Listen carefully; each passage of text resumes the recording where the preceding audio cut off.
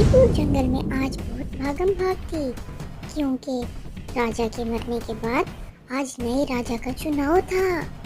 राजा के चुनाव के लिए दो उम्मीदवार थे। एक तरफ राजा का बेटा शेर खान और दूसरा सिम्बा। राजा का बेटा बहुत ही लालची और खुदगर्ज शेर था। उसको बड़ा घमंड था कि वो एक राजा का बेटा है। और दूसरी तरफ सिम्बा बहुत ही दर्दमंद दिल रखने वाला शेर था।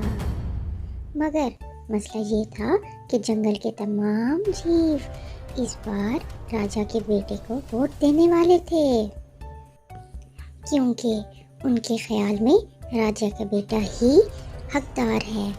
और जिस तरह राजा ने हमारा ख्याल रखा है, इसी तरह राजा का बेटा ही उन सब जीवों का ख्याल रख सकता है। आज हाथी बड़ा खुश था, क्योंकि वो अपने पसंदीदा राजा के बेटे को वोट देने वाला था। बल्लू बहुत छोटा था, मगर वो बहुत समझदार था। वो जानता था कि राजा का बेटा इस जंगल का ख्याल हरगिज़ नहीं रखेगा, मगर उसके पास तो वोट का हक ही नहीं था और ना ही कोई भी बड़ा जीव उसकी बात सुनने को तैयार था। इसलिए वो रानू चिड़िया के पास आ गया और वो दोनों बैठकर बहुत अफसरदा होते रहे। अरे बल्लू भैया, आप यहाँ क्यों बैठे हैं? आप नहीं गए राजा के चुनाव के लिए? नहीं, मैं नहीं चाहता कि शेर खान इस जंगल का राजा बने, मगर मेरी बात तो कोई सुन ही नहीं रहा, इसलिए मैं बिल्कुल नहीं जाऊंगा चुनाव पर। और चुनाव में शेर खान ही राजा बना, क्योंकि तमाम जीव इसके साथ थे। और शेर खान के राजा बनने के कुछ ही दिनों के बाद तमाम जानवर ये जान चुके थे कि शेर खान इस जंगल के लिए राजा बनने के लायक नहीं है, मगर सब अपने फैसले पर खामोश थे, क्योंकि शेर खान ने अभी तक इस जंगल के लिए कुछ नहीं किया था। उसने सबसे पहले अपने लिए एक मजबूत गार बनवाई और जंगल के तमाम जानवरों से अपनी गार के लिए कीमती पत्थर मंगवाए।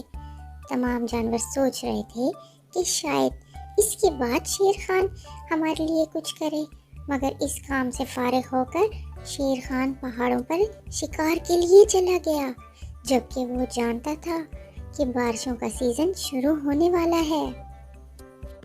बल्लू और टूनी ने हाथी से जाकर कहा, बारिश का मौसम आने वाला है, आखिर शेर खान जंगल के बारे में कब सोचेगा?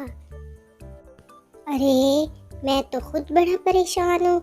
काश कि हम शेर खान के बजाय सिम्बा को ही अपना राजा चुन लेते, मगर अब क्या हो सकता है? फिर आहिस्ता आहिस्ता दरिया का पानी ऊपर आने लगा। दरिया के किनारे बहुत से दरख्त बह चुके थे। कालू और गोरी का घर भी इसी दरिया में बह गया। वो रोते हुए हाथी के पास आए।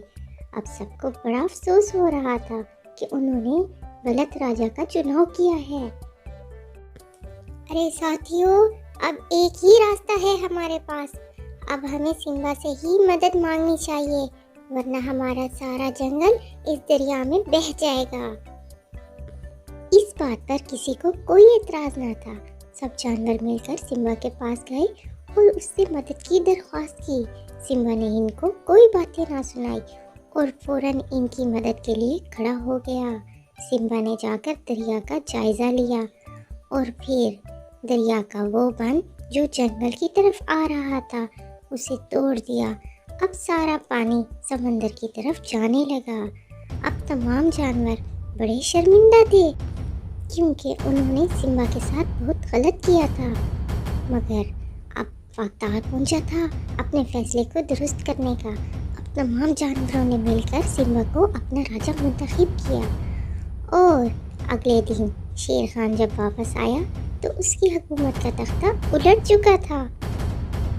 तमाम जानवरों ने इसको खूब बातें सुनाई और इस जंगल से निकाल दिया।